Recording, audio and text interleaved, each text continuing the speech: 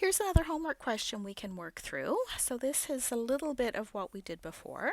So we have two wires separated by 10 centimeters. Each wire has a current of 1.25 amps with the current flowing in opposite directions. This wire has current out of the page. This one is into the page. Find the net magnetic field at point P. So we have two wires. They're each going to make a magnetic field. To find the total field, we're going to have to sum them up, and we'll have to remember that we're going to have to do a vector addition. So I'm going to call my top wire, wire 1. Let's go through the entire process of wire 1 first, and then we'll do wire 2. So the magnetic field around wire 1 makes big circles. We want to draw a big circle where wire 1 is at the center, and our circle cuts through point P. To get the orientation of the circle, we put our thumb in the direction of current, that's into the page. We see that our fingers come around like this. We know that the magnetic field at point P is both a tangent to the circle and perpendicular to the radius. So here's the radius, here's the tangent to the circle. We did this in our previous example, so hopefully you kind of got the idea here. What's the direction? Is it up and right, or is it down and left? Our thumb goes into the page, our curled fingers are pointing down and left, so our magnetic field B1 points down and left. It's going to be perpendicular to that radius there. So here is our magnetic field B1. I'm going to label this distance R1. These two are perpendicular. Let's find the magnitude of our magnetic field B1. The magnitude of the field B1 is mu naught times I1 over 2 times pi times R1.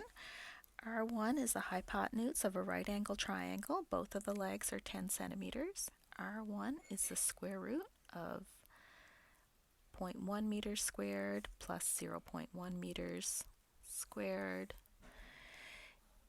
equals 0.141 meters. B1 has a magnitude 4 pi times 10 to the minus 7 Tesla meters over amps times 1.25 amps divided by 2 pi times R1, 0.141 meters. B1 has a magnitude of 1.77 times 10 to the minus 6 Teslas. I know I have to do a vector addition, so I think my best bet is to write vector B1 in unit vector notation because you need those components to do a vector notation. Okay, so my B1y points down, B1y, my B1x points left, B1x. Let's see if I can figure out my angle for finding my components. So my angle here, this leg is 10 centimeters, this leg is 10 centimeters, this angle theta, it's going to be the inverse tan of 10 centimeters divided by 10 centimeters. You might know this answer off the top of your head. That's 45 degrees.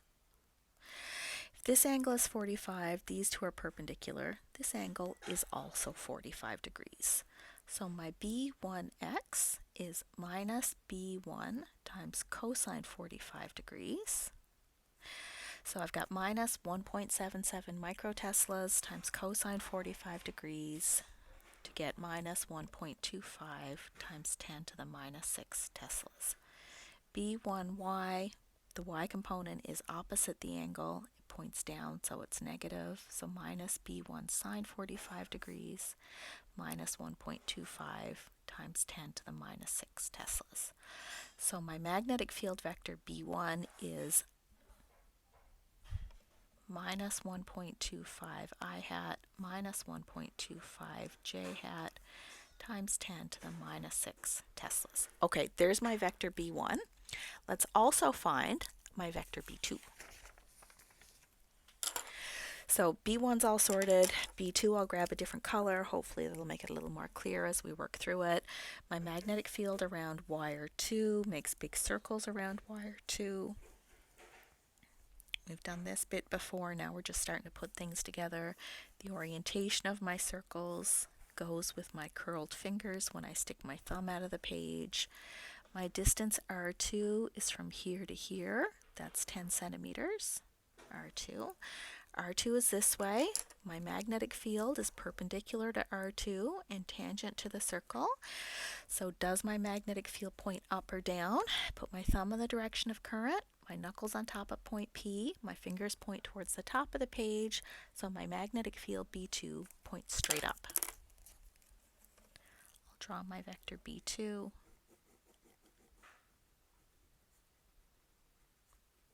So I know it points straight up. That's only going to be a y direction. The magnitude of my vector B2 is mu naught times I2 divided by 2 pi R2. 4 pi times 10 to the minus 7 Tesla meters over amps times I2, same current of 1.25 amps, divided by 2 pi times R2. Our picture shows that R2 is 10 centimeters. Gives us a magnitude of our magnetic field, B2 equals 2.50 times 10 to the minus 6 Teslas. It points straight up. Make sure we get our coordinate system in there. Points straight up, so that's the j hat direction. Okay, to find our net magnetic field, we have to add our two vectors together. So let's say